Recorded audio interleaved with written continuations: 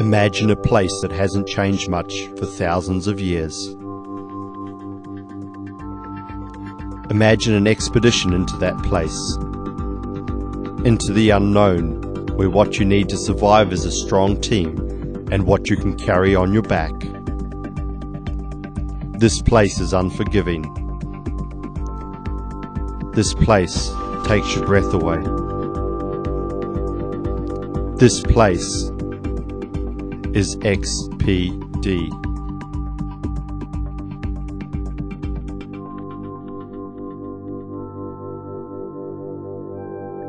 This is the story of the first edition of Australia's homegrown expedition race.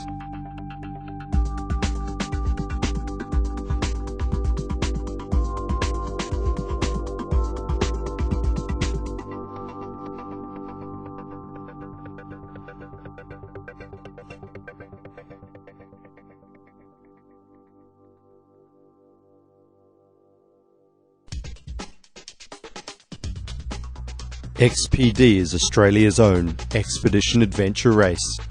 The first edition began in the remote outback town of Broken Hill. Keep to our race plan, just cruise along for the first day or so, make sure we don't make any mistakes, and then we'll see how we're going after that. But the big thing is just to hit all of our checkpoints, make no stupid navigation errors, and don't get too tired. And don't crash into any emus. In the tradition of early explorers, competitors travelled down Main Street receiving a send-off from the townsfolk. Ahead of them was a 700-kilometre journey that will take some teams 10 days to complete. Teams must navigate using map and compass to every checkpoint on the course. The first checkpoint was located on an expansive hill where artists have made their impressions of the outback.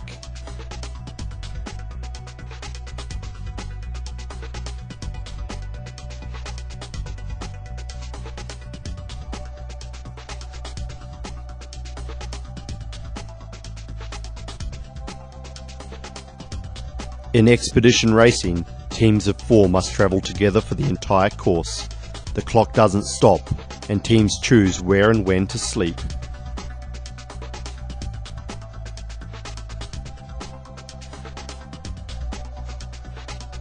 After exploring an old silver mine, teams finish leg 1 in the ghost town of Silverton. Like all the transitions, no support crews awaited them, only the food and equipment they packed before the start. Yet to feel the effects of fatigue and sleep deprivation, they resupplied and pushed on into the second leg of the race. The first night had competitors trekking along the desolate barrier ranges. By the following day, they were back on their mountain bikes and fighting strong headwinds. The leading teams were now pulling away from the rest of the field. Some competitors are not out to race. Their ultimate aim is just to finish the expedition. Clem Florence was the only Broken Hill local to undertake XPD. A few birds on the ground? Yeah, that's one of the occupational hazards of adventure racing, I guess. I don't know. That's why I'm a virgin adventure racer, so.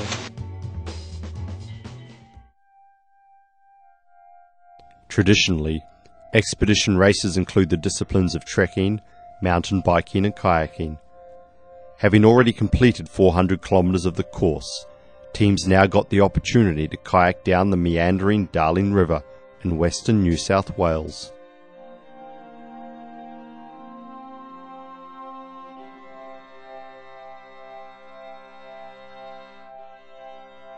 While some teams are still mountain biking to reach the river, other teams are confronted with the low water levels and numerous portage options. Some teams chose to construct platforms to wheel their kayaks past the worst of the river legs. A risky strategy, but all part of the decisions that teams need to make. Others battled on in the kayaks, hoping to rest their feet on the final 2 legs of the race, a 40-kilometre trek and a 100-kilometre ride.